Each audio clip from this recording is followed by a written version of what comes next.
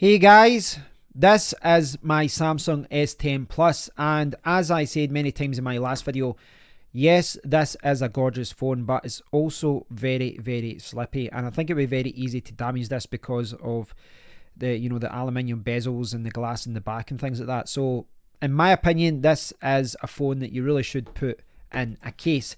The case that I opted for was this. This is from Spigen or Spigen. I've heard many people say it different ways. This is the Tough Armor, and this is available for lots of different phones, but obviously the one I've got is for the S10 Plus. Form fitted, ultimate everyday protection, stable mounting. Cost me £15 in the UK, and that's kind of the price for most of these cases from Spigen. Is it's £15, $15, €15. And this one is maybe a little bit bigger than what I'm used to. The last case that I bought, this one, fantastic case, fantastic grip, but you can probably see there's a lot of scrapes on this phone because there's no protection for the front of the screen. There's absolutely, it's just level with the screen, which meant that whenever I put it down on a table, it was getting scraped. This one has got more of a lip. Now, I've bought many of these in the past. This is an example. This is the HTC U11. But this one, well, it looks like it's a little bit more rugged, a little bit bigger, a little bit tougher. Let's see what this is all about. Need to protect my phone, protect my investment. Okay, so I'll get it here. Installation, removal. What if my kickstand came off? Don't worry, it's not a defect. Okay, so this is it here, and the one that I've got here is graphite grey.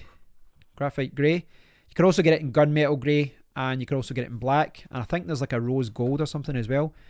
So the idea is, I think the kickstand just kind of kicks out there, or it flips out like that, and you put your phone down like that. It's quite a good idea. But okay, let's get it in here.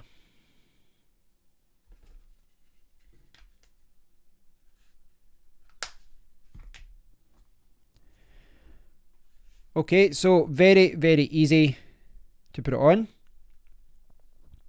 Very easy to put the case on there.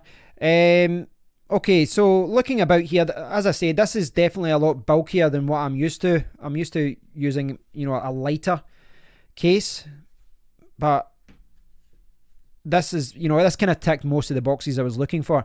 You can see there's no cutouts for the buttons. You've got a power button there. Let's test that. Yeah, not as friendly as the naked button. You've got the volume rocker there, up and down. Let me see. Hold on just now. Oh, what are you doing? See, it's still installing things. Right, so volume. Okay, Bixby button. Yep, that works okay as well. Cutouts for the Type-C there, and there seems to be a good amount of space for that. You've got the mic hole at the top as well. First impressions are the power button. I'll need to get used to that. I don't like that. I don't think it's that responsive. There's a little bit of a lip there. I'm not sure how much that's coming through, but you can see there's a little bit of a lip there. So that's going to protect the screen better than it did in my last case. And obviously if I want to watch videos or anything like that, I can do that. That's one of the features I actually really liked about that.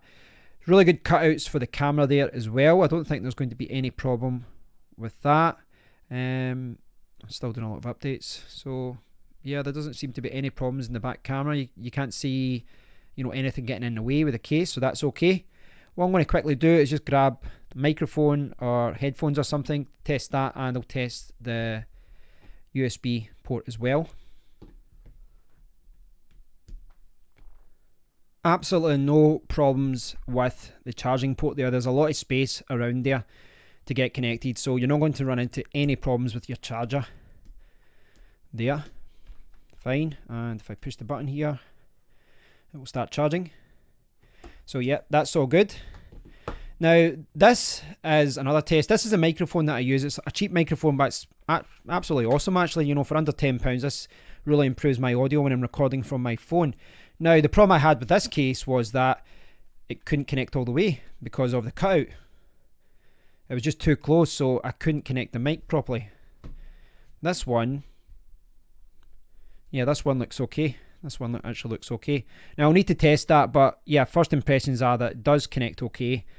I think it looks, yeah, it seems to be okay. Maybe not connecting as tight as it should.